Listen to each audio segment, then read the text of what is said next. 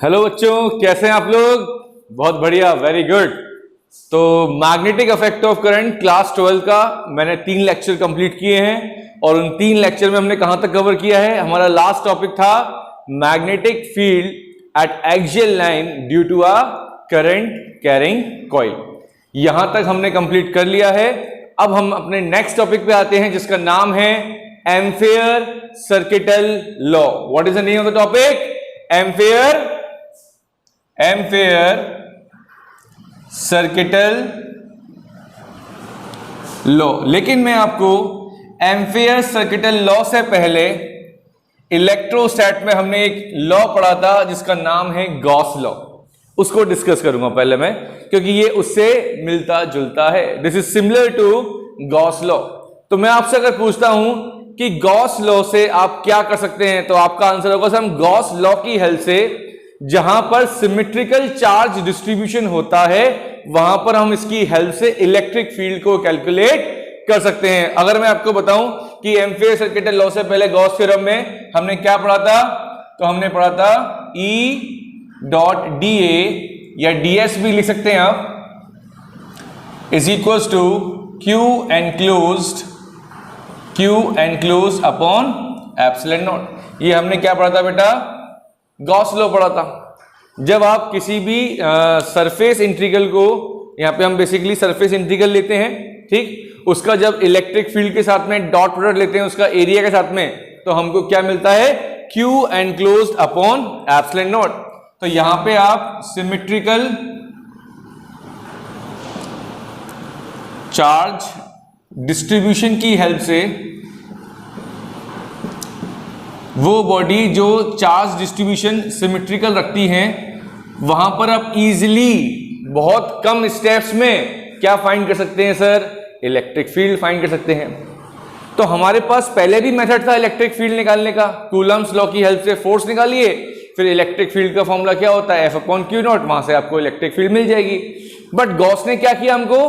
Gauss ने हमको easy कर दिया इलेक्ट्रिक फील्ड कैलकुलेट करने के लिए। जनरली अभी मैंने यहां पे वर्ड यूज किया है सिमेट्रिकल चार्ज डिस्ट्रीब्यूशन। तो जो बॉडी चार्ज की सिमेट्री नहीं रखती है तो क्या उन पे आप गॉस लॉ अप्लाई नहीं कर सकते? थोड़ा सा मिसकंसेप्शन होता है बच्चों को, बट वो अप्लाई हम कर सकते हैं, बट थोड़ा सा कॉम्प्लेक्स हो जाएगा। इसलिए हम जनरली प्रेफर ये करते हैं कि बॉडी कैसी हो? सिमेट्रिकल चार्ज डिस्ट्रीब्यूशन कैरी करती हो। वहां पर ये बहुत ईजी हो जाएगा आपको इलेक्ट्रिक फील्ड कैलकुलेट करना। तो हमारे पास जब ऑलरेडी एक मेथड था इलेक्ट्रिक फील्ड को कैलकुलेट करने के लिए, तो हमने गॉस लॉ पढ़ा और गॉस लॉ की हेल्प से आप इजीली क्या निकाल सकते हैं? इलेक्ट्रिक फील्ड निकाल सकते हैं। ठीक है, अब हम मैग्नेटिक इफेक्ट ऑफ करंट में एम्पेयर सर्किटल लॉ पढ़ रहे हैं। इससे पहले हमने एक टॉपिक पढ़ा था बायोट-सावर्ट लॉ। क्या पढ़ा था बेटा? Biot-Savart law. What is Biot-Savart law? Biot-Savart law की हेल्प से भी क्या फाइंड करते हैं आप? मैग्नेटिक फील्ड फाइंड करते हैं। सिमिलरली जैसे गॉस थ्योरम ने या गॉस लॉ ने हमको हेल्प किया इजीली इलेक्ट्रिक फील्ड कैलकुलेट करने के लिए, एम्पेयर सर्किटल लॉ ने भी हमको काफी हेल्प करी मैग्नेटिक फील्ड कैलकुलेट करने के लिए एक यूनिफॉर्मली या सिमेट्रिकली करंट डिस्ट्रीब्यूशन बॉडीज पर। तो जहां पर करंट डिस्ट्रीब्यूट हो रहा है सिमेट्रिकल बॉडीज पर, वहां पर आप इस लॉ को लगा करके अप्लाई करके बहुत इजीली क्या फाइंड कर सकते हैं? मैग्नेटिक फील्ड फाइंड कर सकते हैं। तो पहली बात तो ये एम्पेयर सर्किटल लॉ कहां पर हेल्प होगी या क्या हेल्प करेगी हमारी?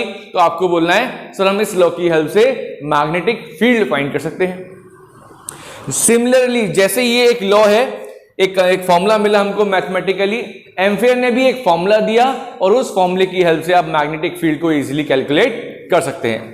तो आई होप कि अब एम्पेयर सर्किटल लॉ क्या हेल्प करेगी हमारी? मैग्नेटिक फील्ड को कैलकुलेट करने में हेल्प करेगी काफी इजी तरीके से। तो देखते हैं एम्पेयर सर्किटल लॉ क्या होता है। उसके लिए क्या करना है आपको? सबसे पहली स्टेप, एम्पेयर सर्किटल लॉ को समझने के लिए कुछ मैं बेसिक चीजें लेता हूं। सबसे पहले काम, फर्स्ट स्टेप, अभी स्टेटमेंट बाद में बताऊंगा आपको मैं, क्योंकि मैं जो समझाऊंगा उसी में स्टेटमेंट आपको क्लियर हो जाएगी। सबसे पहली स्टेप आपको एक क्या लेना है बेटा? क्लोज्ड लूप लेना है, या आप बोल सकते हैं सर्किट।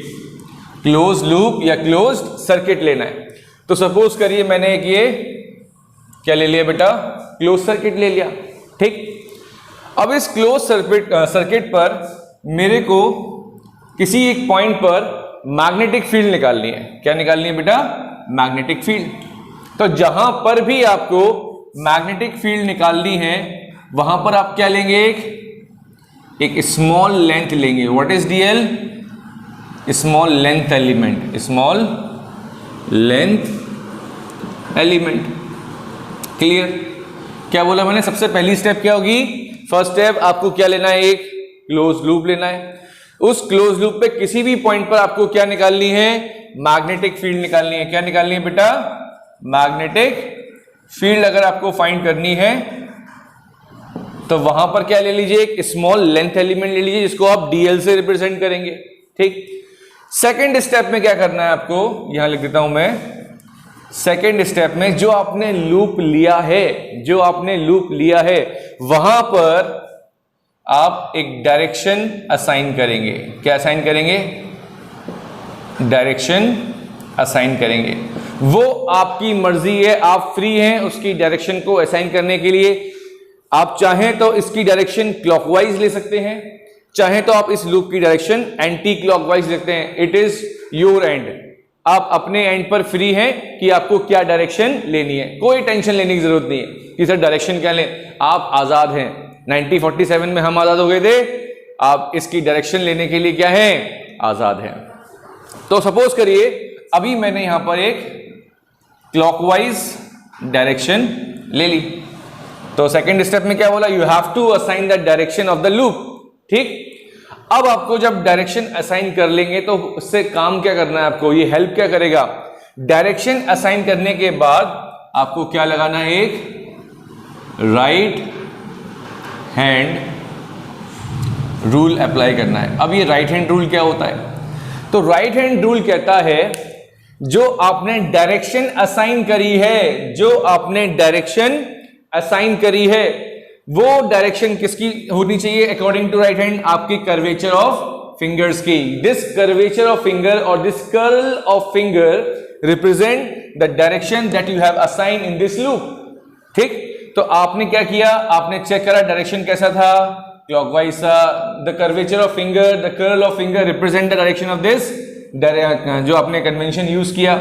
इसके बाद जरा थंब चेक करिए, आपका थंब किधर लग रहा है, सर हमारा थंब लग रहा है अंदर की तरफ। अगर आपका थंब जा रहा है इनसाइड, इसका मतलब मैंने यहाँ पे जो डायरेक्शन असाइन करी है, पहले बताइए कैसी करी है, जो मैंने यहाँ पर डायरेक्शन, बहुत ध्यान समझना इस चीज को, अगर आपने बेसिक समझ लिया तो एम्पेयर सर्किट लॉ बहुत इजी हो जाएगा आपको समझने के लिए। सबसे पहले क्या बोला, एक लूप लो जहां पर भी आपको मैग्नेटिक फील्ड निकालनी है, जिस पॉइंट पे मैग्नेटिक फील्ड निकाली है उस लूप पे एक पॉइंट कंसीडर करो, वहां पर एक स्मॉल लेंथ डीएल लो, उसके बाद एक डायरेक्शन असाइन करो। फिर डायरेक्शन असाइन करने के बाद क्या बोला मैंने, राइट हैंड रूल अप्लाई करो।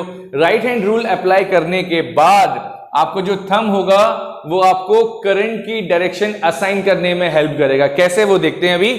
अभी आपने डायरेक्शन कैसे असाइन करी बेटा, क्लॉकवाइज। आपका जब आपने कर्वेचर देखा अपने फिंगर्स का, किसके अलोंग लगाया, वो करंट के अलोंग, सॉरी जो आपने लूप में डायरेक्शन असाइन करी है उसके along.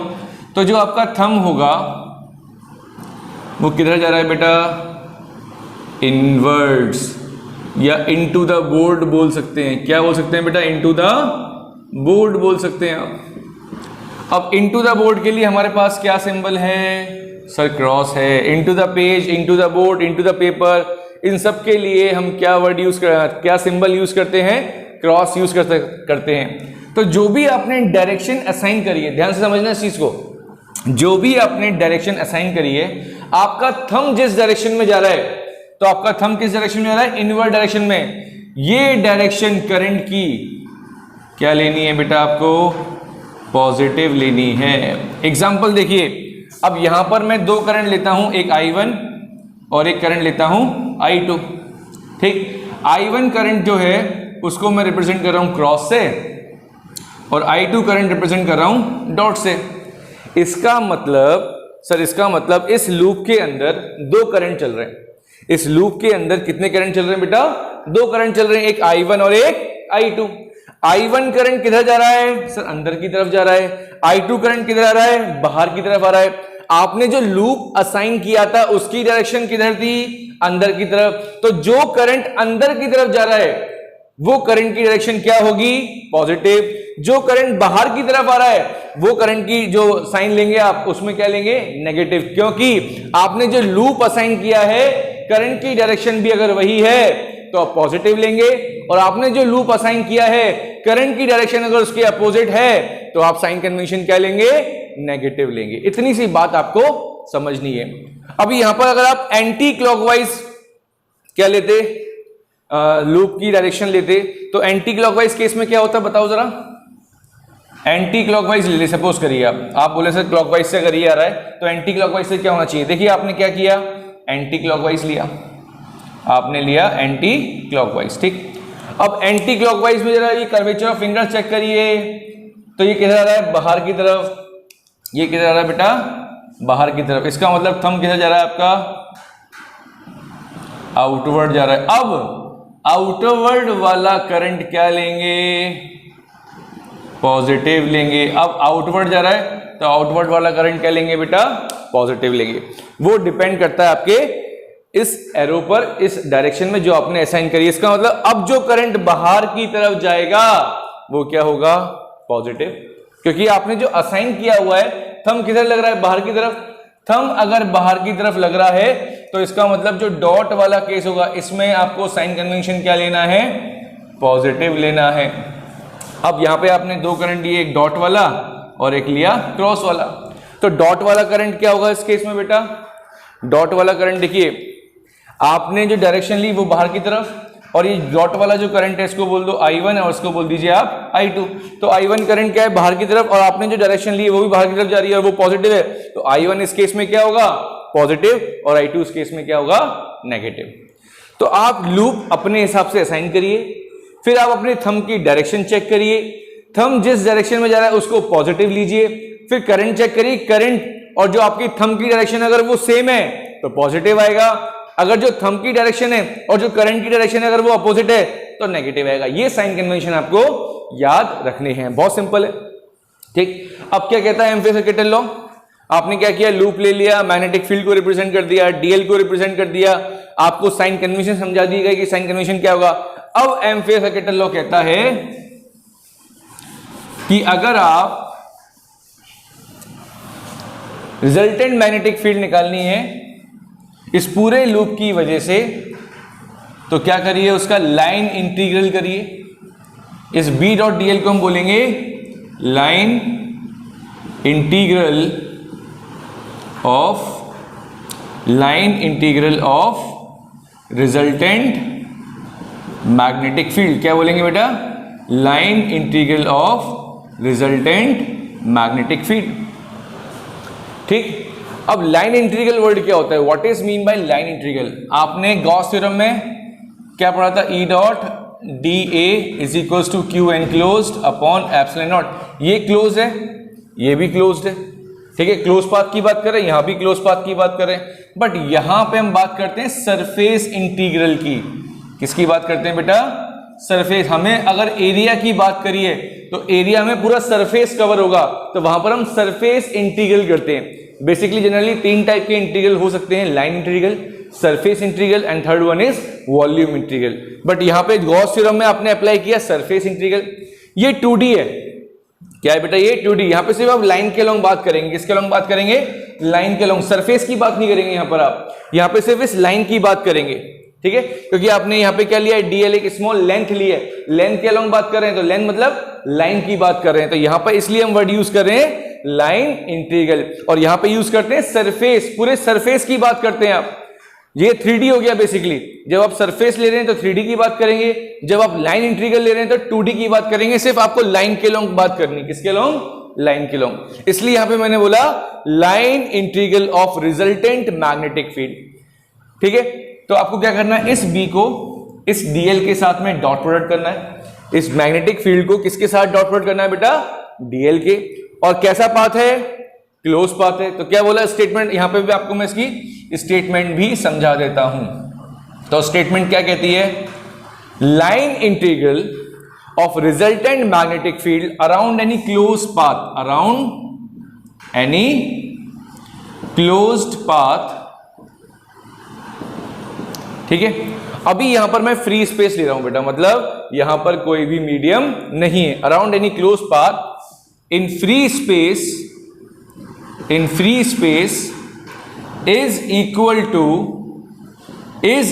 To absolute magnetic permeability, absolute magnetic permeability times the total current passing through the closed path, या enclose the path लिख सकते हैं आप, through enclose the curved or closed path। इसका मतलब क्या हुआ सर? ये तो हो गई इसकी स्टेटमेंट। क्या बोला मैंने? द लाइन इंटीग्रल, अभी इसको भी रफ कर देता हूं मैं, पूरी स्टेटमेंट डिस्कस कर लेते हैं। क्या बोला मैंने? The line integral of resultant magnetic field around any close path is in free space is equals to absolute magnetic permeability times the total current passing to enclose the curved और closed path. इसका मतलब क्या होगा? इसको यहां पर आप total current threading the path, अगर ये लाइन थोड़ी बड़ी लग रही है तो आप सिंपल लिख सकते हैं total current threading the path. जो भी आपने पाथ लिया है, क्लोज पाथ लिया है, उसके अंदर कितने करंट चल रहे हैं उन सबका एडिशन। टोटल मतलब जितने करंट उस क्लोज पाथ के अंदर चल रहे हैं उन सबका एडिशन। जितने भी करंट एनक्लोज्ड हैं उस क्लोज्ड पाथ के, उन सबका एडिशन लेना है। इसको आप आई नेट भी हो सकते हैं, जो हम स्टेटमेंट में लिख के दिखाएंगे आपको। तो दिस इज द स्टेटमेंट। तो आपको कैसे निकालनी है मैग्नेटिक फील्ड? आपको एक लूप लेना है, वहां पर एक डायरेक्शन असाइन करनी है, फिर करंट आपको चेक करना है कि करंट पॉजिटिव है या नेगेटिव है। बता दिया मैंने आपको रूल कि अगर करंट की डायरेक्शन प्लस और माइनस कब होगी, जो भी आपने लूप कंसीडर किया है उसमें एक डायरेक्शन असाइन करेंगे। आपको अपनी फिंगर्स चेक करनी है करंट का, जो आपने डायरेक्शन असाइन करी है। थंब आपको बताएगा कि करंट पॉजिटिव लेना है या नेगेटिव। अगर थंब बाहर की तरफ जा रहा है, करंट भी अगर बाहर की तरफ जाएगा तो पॉजिटिव लेना है, करंट अगर अंदर की तरफ जाएगा तो आपको नेगेटिव लेना है। ठीक, इस केस में थंब किधर लग रहा है? अंदर की तरफ। तो जो करंट अंदर की तरफ जाएगा वो आपको पॉजिटिव लेना है, और जो करंट बाहर की तरफ जाएगा उसको नेगेटिव लेना है। अब मैं आपसे पूछता हूं, चलिए एग्जांपल लेता हूं, मेरे को बताना। पहले चलिए एक स्टेटमेंट और देख लेते हैं, फिर कुछ एग्जांपल देखेंगे तो वो और हेल्प करेगा आपको एम्पियर सर्किटल लॉ समझने के लिए। ठीक, मैं दोनों लॉ को लिखता भी हूं तो आपको आइडिया लग जाएगा कि हमने दोनों लॉ में क्या डिफरेंस देखा और क्या चीज सिमिलरिटीज चेक करी हमने। सबसे पहले मैं लिखता हूं गॉस थ्योरम। गॉस थ्योरम क्या होती है? Surface integral of E dot dl किसके, सॉरी ई डॉट डीए किसके equal? Q enclosed upon epsilon not. This is Gauss theorem. ये हमारी क्या होती है बेटा? गॉस लॉ होती है। समझ में आ रहा है? कोई डिफिकल्टी हो तो बेटा कमेंट सेक्शन में जरूर बताना, I will sort out your problem. ठीक, तो E dot D A is equal to Q enclose upon epsilon naught. The total flux, ये क्या होता है बेटा? फ्लक्स का फॉर्मूला होता है। किसका फॉर्मूला होता है? ये फ्लक्स का फॉर्मूला होता है। ठीक है, जो टोटल फ्लक्स होता है आपका वो किसके इक्वल होता है? Q enclose upon epsilon not. क्या बोलते हैं आप? एप्सिलॉन, सॉरी, चार्ज को आपको किससे मल्टीप्लाई करना है? क्यू को किससे मल्टीप्लाई करना है? Q times the 1 by epsilon not. ठीक, या फिर आप बोल सकते हैं 1 upon epsilon not times the total charge enclose by the surface path. जो भी आपके पास क्लोज पाथ है उसमें जो भी चार्ज एनक्लोज कर रहा है उसको 1 बाय एप्सिलॉन नॉट से क्या कर दीजिए? मल्टीप्लाई कर दीजिए, तो आपको क्या मिल जाएगा? फ्लक्स मिल जाएगा। फ्लक्स इसका फॉर्मूला होता है ई डॉट डीए का फॉर्मूला होता है। ये गॉस थ्योरम की बात है, ये हमने इलेक्ट्रोसेट में पढ़ रखा है। अब यहां पर बेसिकली समझाना क्या है हमको? Ampere circuital law. अब जरा एम्पियर सर्किटल लॉ को चेक करो। ठीक, इंटीग्रेशन का सिंबल ये किस लिए बनाते हैं? क्लोज पाथ के लिए बनाते हैं। ठीक है, कैसा इंटीग्रल है बेटा? ये लाइन इंटीग्रल है। लाइन क्यों बोला? क्योंकि यहां पर एरिया आ रहा है और यहां पे क्या आ रही है बेटा? लेंथ। तो एरिया सरफेस की बात करते हैं जनरली हम, ठीक है, लेंथ हम लाइन की बात करते हैं। तो ये लाइन इंटीग्रल है और ये सरफेस इंटीग्रल। तो डिफरेंस क्या हो गया? पहला सर, इलेक्ट्रिक फील्ड निकालने के लिए हम 3D डायग्राम लेते हैं, 3D बॉडीज लेते हैं। जिसमें चार्ज का डिस्ट्रीब्यूशन सिमेट्रिकल होता है। लेकिन जब हम मैग्नेटिक फील्ड निकालते हैं तो हम एक लाइन लेते हैं, ठीक, वहां पर हम स्मॉल लेंथ लेते हैं dl, यहां पे स्मॉल एरिया लिया है da। ये किसके इक्वल होता है? Mu not.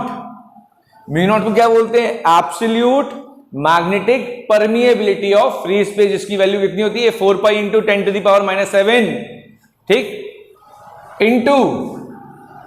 Into I net. क्या आएगा बेटा यहां पर? आई नेट। जो भी टोटल करंट उस क्लोज्ड पाथ के अंदर एनक्लोज्ड है, जो चल रहा है, उसका टोटल सम लेना है। इसी को हम कहते हैं Ampere circuital law. The line integral of magnetic field induction around any closed path in free space is equals to mu naught times the total current threading the path. Mu naught times the total current threading the path. जो भी उस close path के अंदर current enclosed है, उसका net लेना है, उसका टोटल लेना है। समझ में आ रही है? उसका अलजेब्रिक सम लेना है। बट ऐड करते टाइम, टोटल फाइंड करते time, you have to remember the sign convention. Current की डायरेक्शन पॉजिटिव भी हो सकती है, नेगेटिव भी हो सकती है, depends on your sign convention of the loop, ठीक। तो this is your Ampere circuital law. अब मैं एक एग्जांपल लेता हूं, आप बताइएगा मेरे को कि नेट मैग्नेटिक फील्ड कैसे फाइंड करेंगे, ठीक।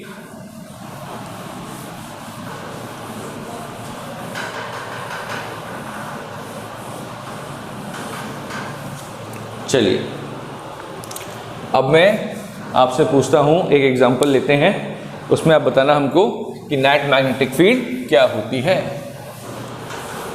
ओके, सपोज करिए ये आपके पास, या एक काम करते हैं, पहले मैं कुछ करंट ले लेता हूं। ये मैंने I1 करंट लिया क्रॉस, एक मैंने I2 करंट लिया डॉट, एक मैंने I3 करंट लिया क्रॉस, और एक मैंने I4 करंट लिया क्रॉस, ठीक है। अब आपको मैग्नेटिक फील्ड निकालनी है साहब। क्या निकालनी है? Magnetic field. तो अभी मैं लूप इस तरीके से ले रहा हूं बेटा। अभी मैंने I4 को छोड़ दिया। किसको छोड़ दिया बेटा? I4 को। चाहे तो आप एग्जाम में बेसिकली गिवन होगा कि I4 बाहर है या अंदर है। अभी I4 मैं इस केस में बाहर ले रहा हूं, ठीक है। आपने जो लूप कंसीडर किया है वो I4 को बाहर रखा है और बाकी 3 करंट को आपने इस लूप के अंदर लिखा है, ठीक है। अंदर आपने एज्यूम किया है, ठीक है। पहली स्टेप आपको सपोज करो यहां पर क्या निकालनी है? Magnetic field. पहली स्टेप लूप कंसीडर किया हमने। अभी मैंने क्या एज्यूम किया कि ये वाला करंट इस लूप के बाहर है, ठीक। सपोज करो एक गिवन सिचुएशन है हमारे पास, ठीक है। अब ये आपको एक सिचुएशन दे दी गई और आपको इस पॉइंट पर मैग्नेटिक फील्ड कैलकुलेट करनी है with the help of Ampere circuital law. So how can you find the magnetic field using Ampere circuital law? First of all you have to take the close path. इस close path को हम Amperian loop भी कहते हैं। क्या कहते हैं बेटा?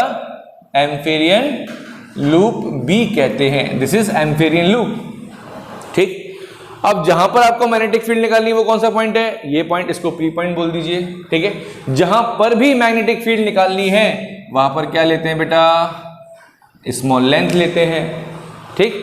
अब देखिए आपको क्या असाइन करनी है? सर हमें लूप की डायरेक्शन, एम्पेरियन लूप की डायरेक्शन असाइन करनी है।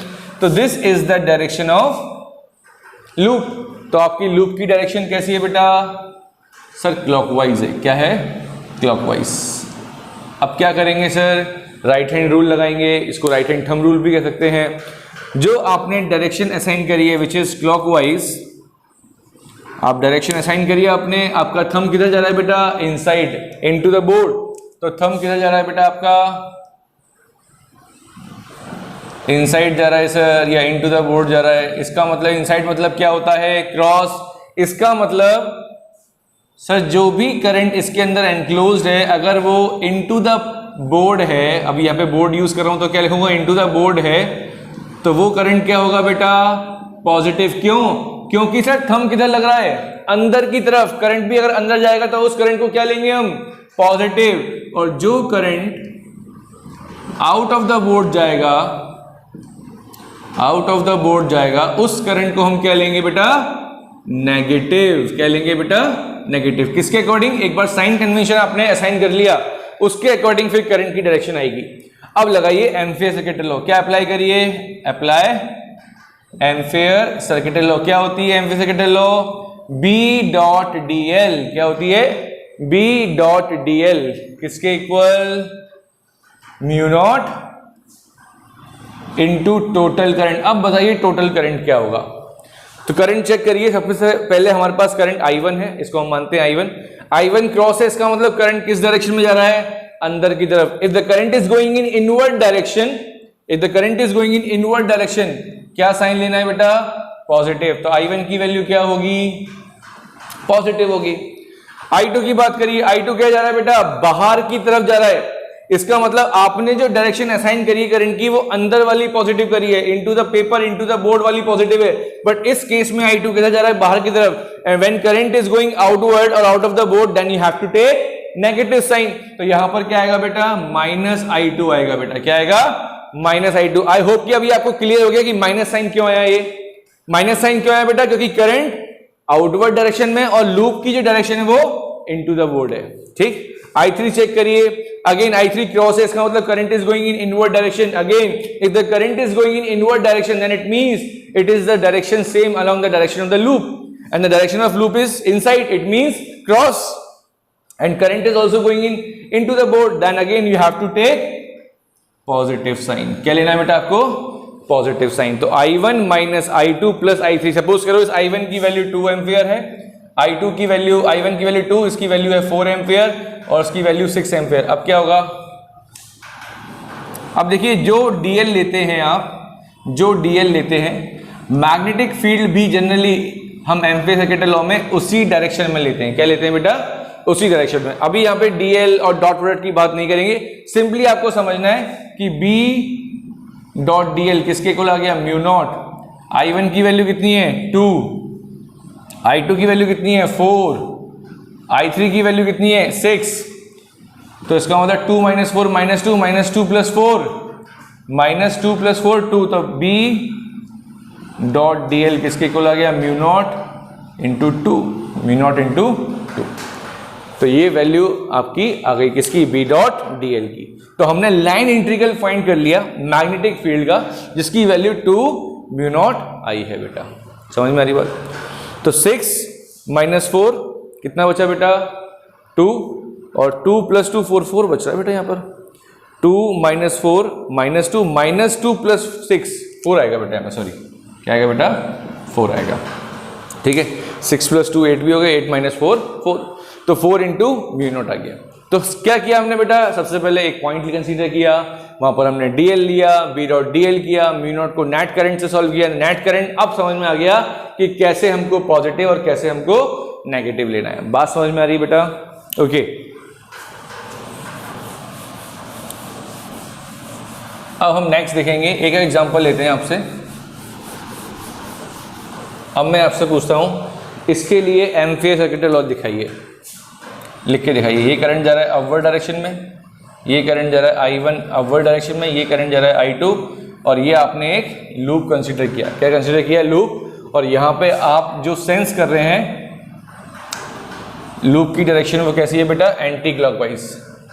लूप ने, आपने जो लूप में डायरेक्शन असाइन करी है वो कैसे करी है, मैंने अभी बोला आप फ्री हैं डायरेक्शन असाइन करने के लिए। ठीक, तो हमने अभी यहाँ पर डायरेक्शन असाइन कर लिया, कैसे बेटा, एंटी क्लॉकवाइज डायरेक्शन। तो ये लूप है, करंट ऊपर जा रहे हैं, एक अपवर्ड डायरेक्शन में, एक डाउनवर्ड डायरेक्शन में। ये आपने जब एंटी क्लॉकवाइज डायरेक्शन में चेक किया तो थंब किधर लग रहा है बेटा, अपवर्ड डायरेक्शन में। थंब किधर लग रहा है आपका, अपवर्ड डायरेक्शन में। आप लगा के देखना, अपने राइट हैंड रूल को अप्लाई करके देखना।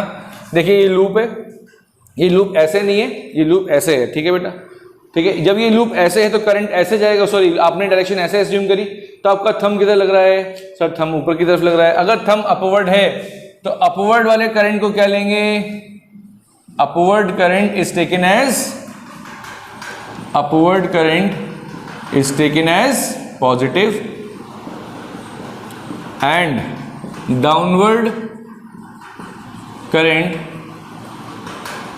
Is taken as negative, is taken as negative. समझ में आ रही बात, ठीक है। तो upward current is taken as positive, downward current is taken as negative. अब बताइए एम्पियर सर्किट लॉ क्या होती है सर, लाइन इंटीग्रल किसका, B डॉट DL का। किससे मल्टीप्लाई करना है सर, म्यू नॉट से इंटू आई नेट। अब आई नेट की वैल्यू बताइए मेरे को। तो हमने अप्लाई किया था लूप के लॉ, हमने क्या लिया, अपनी फिंगर्स लूप में जो आपने डायरेक्शन साइन करी है उसके अलावा आपने अपनी फिंगर्स चेक करी, ठीक, थंब ऊपर लगाता तो करंट जो ऊपर जाएगा वो क्या होगा बेटा, प्लस में होगा। जो करंट डाउनवर्ड डायरेक्शन में जा रहा है वो क्या होगा बेटा, माइनस होगा। तो आप इसको इस तरीके से भी लिख सकते हैं। This is your Ampere circuital law. ये थी आपकी एम्पियर सर्किटल लॉ। अब हमें इसका प्रूफ आपको बताऊंगा कि इसका प्रूफ, क्योंकि बोर्ड में अगर हम प्रॉपर बोर्ड की बात करें तो आप लोगों को पैटर्न मालूम ही पड़ गया होगा। सीबीएसई बोर्ड का पैटर्न चेंज हो गया है। अब आपके दो बोर्ड होंगे, एक टर्म 1 और एक टर्म 2 में। नवंबर और दिसंबर में आपका बोर्ड 1 होगा और अब मार्च और अप्रैल के बीच में आपका बोर्ड 2 होगा। पहले पेपर में जनरली एमसीक्यू की बात करी गई है, अभी सिलेबस और रेशनलाइज होकर आ जाएगा कुछ टाइम में, तो हम उसके अकॉर्डिंग और प्रॉपर चलेंगे। एमसीक्यूज आएंगे, बट एमसीक्यू इतने इजी नहीं होते हैं। एमसीक्यू में क्या होता है, या तो आपका एमसीक्यू करेक्ट होगा या इनकरेक्ट होगा। वेरी शॉर्ट, और शॉर्ट में क्या प्रोबेबिलिटी कि आपने अगर कुछ आंसर प्रॉपर नहीं भी लिखा है तो आपको मार्क्स मिल जाते हैं। बट एमसीक्यू में क्या होगा, either your option is correct और इनकरेक्ट, तो क्या आपको ज़्यादा मार्क्स आने के चांसेस हैं। जो बच्चे प्रॉपर पढ़ते हैं, डिटेल में पढ़ते हैं, उनके लिए कोई इशू नहीं है, लेकिन जो कम पढ़ते हैं, लास्ट में पढ़ते हैं, उनके लिए दिक्कत आती है, क्योंकि वो सारा ऊपर से मेन चीज़ें जो होती हैं जनरली कहते हैं कि ये इंपॉर्टेंट है, ये इंपॉर्टेंट है, ये पढ़ के जाते हैं। बट जो एक एक लाइन प्रॉपर, एक एक कंसेप्ट प्रॉपर पढ़ के जाता है वो एमसीक्यू इजीली कर पाता है, क्योंकि जनरली एमसीक्यू में क्या होता है, कन्फ्यूजन क्रिएट होता है। तो उससे बचने के लिए क्या करना है, आपको थ्योरेटिकल चीज़ें, आपको फॉर्मूले, आपको कंसेप्ट बहुत अच्छे से आने चाहिए। ठीक है, कहीं से भी क्वेश्चन बन जाए, कितना भी बेसिक क्वेश्चन बन जाए, कोई भी कंसेप्चुअल क्वेश्चन आ जाए, तो जितनी थ्योरी आपकी स्ट्रांग होगी उतने एमसीक्यू आपके अच्छे होंगे बेटा। समझ में आ रही है मेरी बात? ओके, तो इस तरीके से आप निकाल सकते हैं। हम इसका प्रूफ देखेंगे। What is the proof of Ampere circuital law? How can this law proof?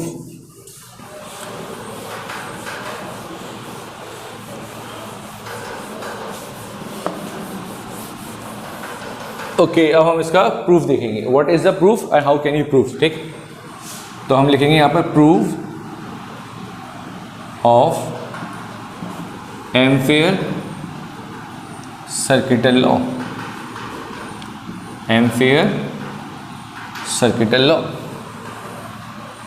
Okay, इस लॉ को प्रूफ करने के लिए सपोज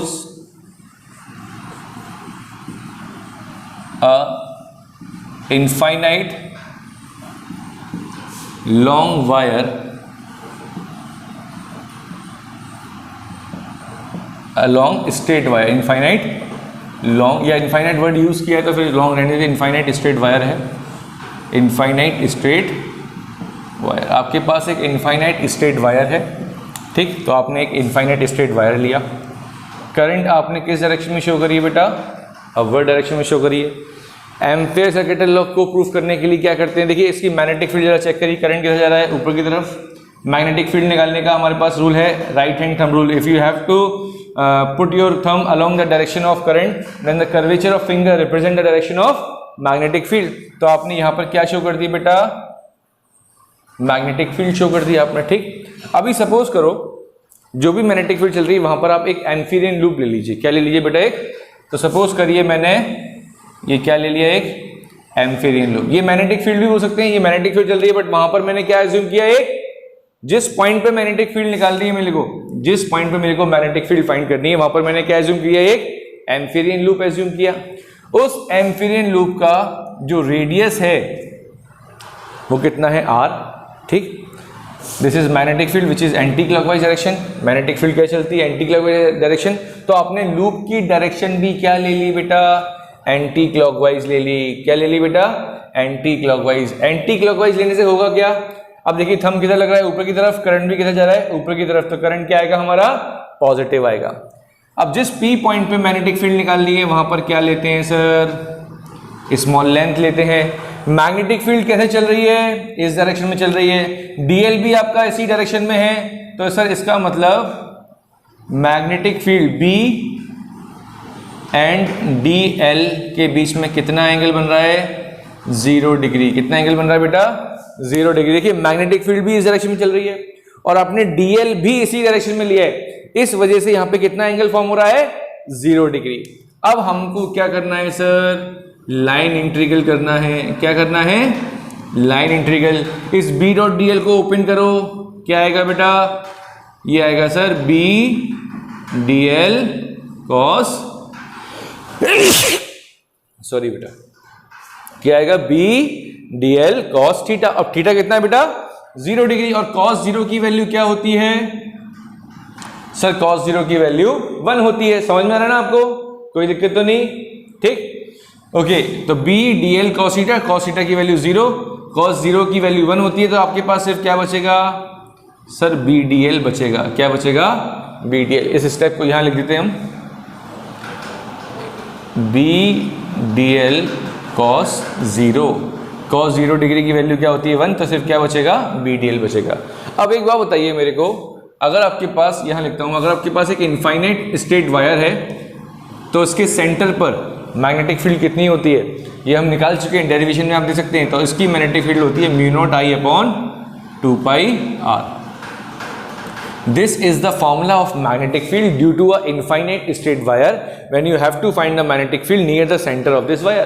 एक infinite wire है, उसके सेंटर पे मैग्नेटिक फील्ड जब आप निकालेंगे तो ये एक्सप्रेशन आता है। ये आपको यहाँ पे प्रूफ करने के लिए याद रखना पड़ेगा। Mu naught I upon 2 pi R, वैसे भी याद रखना है, न्यूमेरिकल में हेल्प करेगा। तो फॉर्मूला याद रखेंगे, mu naught I upon 2 pi R is a magnetic field due to infinite straight current carrying wire. ठीक, तो यहाँ पर बी की वैल्यू पुट कर सकते हैं। देखिए बी कांस्टेंट होता है, बी की वैल्यू तो कांस्टेंट है यहाँ पे, तो बी को बाहर लिखा, किसको इंटीग्रेशन किया?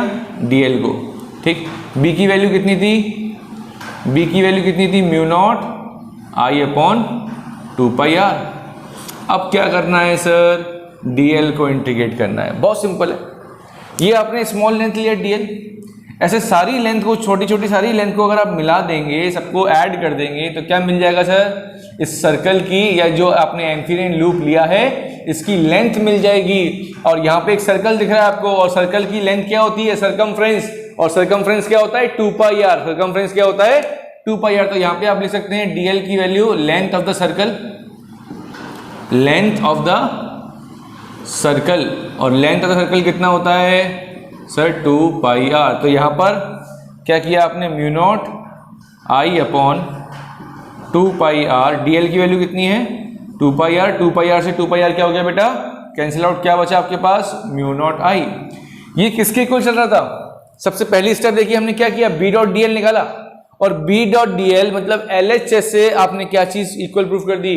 आरएचएस। यही तो होती है Ampere circuital law. B dot dl किसके इक्वल? म्यू नॉट आई के इक्वल। तो फाइनली आप क्या लिख सकते हैं? बी डॉट डीएल किसके इक्वल आ गया फाइनली? म्यू नॉट आई के equal. And this is your Ampere circuital law. समझ में आ रही बेटा बात? ठीक, ओके।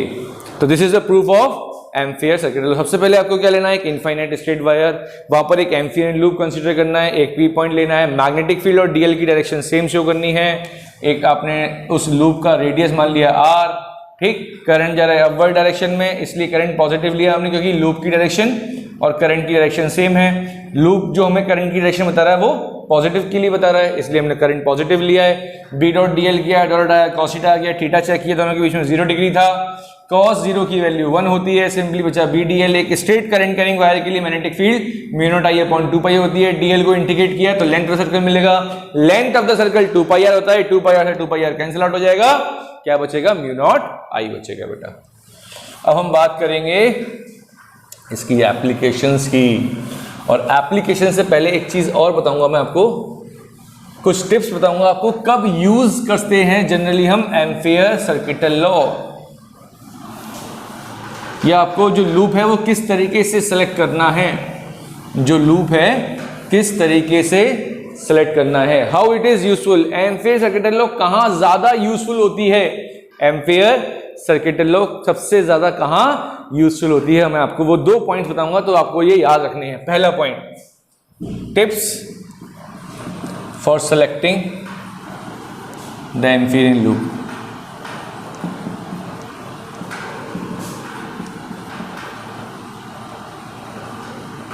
तो पहली बात आपको याद रखनी है बेटा कि आप जो भी मैग्नेटिक फील्ड कंसीडर, जो भी आप लूप कंसीडर कर रहे हैं, उस लूप से पास होने वाली जो मैग्नेटिक फील्ड है वो यूनिफॉर्म होनी चाहिए या जीरो होनी चाहिए? Magnetic field should be zero या शुड बी यूनिफॉर्म बोल सकते हैं, यूनिफॉर्म बोल सकते हैं। Magnetic field should be uniform और जीरो। ठीक, मैग्नेटिक फील्ड अगर जीरो होगी, जीरो को हम कांस्टेंट भी तो कह सकते हैं बेटा। जीरो मतलब क्या होता है? कांस्टेंट। इस कांस्टेंट का फायदा क्या होगा? अभी जब मैंने प्रूफ किया था तो क्या किया, बी डॉट डी एल, मैंने डॉट आया कांस्टेंट डाला, बी को बाहर लिख लिया। बी को बाहर कब लिख सकता हूं? जब बी क्या हो? कांस्टेंट हो। अगर बी कांस्टेंट नहीं होगा तो उसके लिए फिर आपको कॉम्प्लेक्सिटी बढ़ जाएगी। तो हम जनरली इस तरीके से मैग्नेटिक फील्ड लेते हैं कि वो मैग्नेटिक फील्ड क्या हो बेटा आपकी, यूनिफॉर्म हो या जीरो हो या कांस्टेंट हो। अगर कांस्टेंट है तो बाहर लिख लिया। अगर मैग्नेटिक फील्ड चेंज नहीं हो रही, यूनिफॉर्म होगी, कांस्टेंट होगी, तो इसका मतलब मैग्नेटिक फील्ड को आप क्या लिख सकते हैं? बाहर लिख सकते हैं। मैग्नेटिक फील्ड को बाहर लिखने से किसको इंडिकेट करना पड़ा आपको? डीएल को इंडिकेट करना पड़ा। तो क्या हो गया आपका काम? इजी हो गया। तो उसको इजी बनाने के लिए हम मैग्नेटिक फील्ड क्या लेते हैं? जनरली कांस्टेंट लेते हैं, यूनिफॉर्म लेते हैं। ठीक, और अगर आपने मैग्नेटिक फील्ड को जीरो कर दिया तो ये तो और भी इजी हो गया। बी जीरो हो गया तो उसका प्रोडक्ट क्या हो गया? जीरो ही हो गया, तो और भी इजी हो गया। ठीक है, कहीं कहीं देखने को मिलता है कि मैग्नेटिक फील्ड जीरो होती है, तो एम्पियर सर्किट लॉ की हेल्प से तुरंत वो वैल्यू क्या हो जाएगी? जीरो हो जाएगी। तो पहला point, magnetic field should be uniform और जीरो। जीरो मतलब मैंने बोला कांस्टेंट भी कह सकते हैं। ठीक, चेंज ही नहीं हो रही मैग्नेटिक फील्ड, तो मैग्नेटिक फील्ड जब चेंज नहीं होगी तो बी को हम बाहर लिख लेंगे, इंटीग्रेशन क्या हो जाएगा? इजी हो जाएगा। Second point, magnetic field and length element, magnetic field and length element. First case, either parallel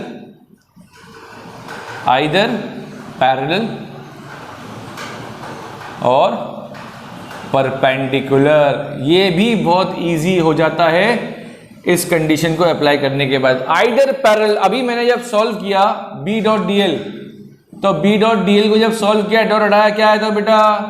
sir cos theta आया था। कॉस थीटा कितना लिया था? थीटा कितना बन रहा था? 0 डिग्री। मतलब बी और डीएल कैसे थे? सर पैरेलल थे। ये मैग्नेटिक फील्ड और इसी डायरेक्शन में क्या चल रहा है हमारा? डीएल चल रहा है। जब दोनों की डायरेक्शन सेम होगी तो थीटा कितना बनेगा इस केस में? 0 डिग्री। तो cos 0 की वैल्यू 1 हो गई, इंटीग्रेशन और इजी हो गया, और कोई कॉम्प्लेक्सिटी नहीं आई। अभी 35 लेते, 45 लेते या कुछ 73 ले लेते तो क्या होता? उसकी वैल्यू को निकालना और टिपिकल हो जाता। तो हमें जनरली क्या करना है, जो आपने स्मॉल लेंथ जो आपने डीएल लिया है और मैग्नेटिक फील्ड, जनरली हम क्या देखते हैं, या तो पैरेलल होनी चाहिए और परपेंडिकुलर केस में तो और इजी, परपेंडिकुलर के केस में और इजी हो गया। ये आपकी मैग्नेटिक फील्ड जा रही है, ये आपका डीएल है, या फिर ये आपकी डीएल है और ये आपकी मैग्नेटिक फील्ड है। कितना एंगल हो गया? 90 डिग्री। कितना हो गया बेटा? 90 डिग्री। और cos 90 की वैल्यू क्या होती है? 0। ये हमको और हेल्प करेगा मैग्नेटिक फील्ड को कैलकुलेट करने में। तो यहाँ पे तो मैग्नेटिक फील्ड 0 ही हो जाएगी, क्योंकि डीएल का इन दोनों के बीच में एंगल कितना बना? 90, और cos 90 की वैल्यू क्या होती है? 0 होती है। इस वजह से ये टर्म क्या आ जाएगा? 0। तो इन दोनों केसेस में भी और इजी हो जाता है मैग्नेटिक फील्ड को फाइंड करना। तो पहला पॉइंट ध्यान रखना है, पैरेलल होनी चाहिए। इसको हम टेंजेंशियली भी बोल सकते हैं। टेंजेंशियली मतलब जिस डायरेक्शन में मैग्नेटिक फील्ड है उसी टेंजेंट के अलोंग डीएल होना चाहिए। ठीक है, सिंपल वर्ड पैरेलल याद रखें आप। ठीक है, बी और डीएल पैरेलल होने चाहिए या फिर परपेंडिकुलर होनी चाहिए, तब हमारी एम्पीयर सर्किट लॉ और इजी हो जाती है। ठीक है, सेकंड केस में क्या देखा हमने? Magnetic field should be uniform either 0। ठीक, ये भी हमको हेल्प करता है मैग्नेटिक फील्ड कैलकुलेट करने के लिए कुछ इजी तरीके से। तो आई होप कि आपको पूरा एम्पीयर सर्किट लॉ क्लियर हो गया। हमने इसका स्टेटमेंट देखा, हमने कुछ कंडीशन देखी, कब करंट पॉजिटिव कब करंट आपको नेगेटिव लेना है, हमने इसका प्रूफ देखा। ठीक, अब हम नेक्स्ट लेक्चर में इस सोलेनॉइड और टॉरॉइड और एक सिलेंडर के लिए मैग्नेटिक फील्ड को फाइंड करेंगे बेटा। ठीक है, आज हमने सिर्फ क्या देखा, एम्पीयर सर्किट लॉ क्या होती है और इसका प्रूफ क्या होता है। तो प्रॉपर इसको स्टेटमेंट इसको याद करिए, क्योंकि बोर्ड में कई बार state and proof Ampere circuit law ये क्वेश्चन आया हुआ है, बट इस साल तो सर क्वेश्चन आएगा ही नहीं है क्योंकि एमसीक्यू आ रहे हैं। बट एमसीक्यू में बहुत इंपॉर्टेंट चीज़ होती है, अजर्शन रीजन भी है। आपको कुछ स्टेटमेंट गिवन हो, अगर आपको एग्जैक्ट स्टेटमेंट नहीं याद है और कुछ दूसरी स्टेटमेंट आपने या फिर गलत स्टेटमेंट याद कर ली, तो हो सकता है वो एमसीक्यू या अजर्शन रीजन वाले क्वेश्चन नहीं बन पाए आपसे। तो हमें चीज़ें अभी भी प्रॉपर पढ़नी है, जितनी आप प्रॉपर अभी भी अगर प्रॉपर तरीके से पढ़ते हैं तो आपके एमसीक्यू या असर्शन रीजन में तो बहुत ध्यान से चीज़ें पढ़नी होती है। अगर आपकी चीज़ें एकदम टिप्स पे हैं तभी वो करेक्ट होगा। अगर थोड़ा भी कन्फ्यूजन है और आपने ट्रू और फॉल्स कर दिया कि ये स्टेटमेंट ट्रू है तो फिर दिक्कत हो जाएगी। तो अगेन अगर आप अच्छे से पढ़ेंगे तो कोई दिक्कत नहीं आने वाली, चाहे वो एमसीक्यू हो चाहे वो असर्शन रीजन हो, आराम से हो जाएंगे बेटा। Okay, thank you. तो प्रॉपर उसके नोट्स बनाइए, प्रॉपर लर्न करिए, ठीक है। नेक्स्ट लेक्चर देखेंगे हम सोलेनॉइड और टॉरॉइड का। Bye bye, take care.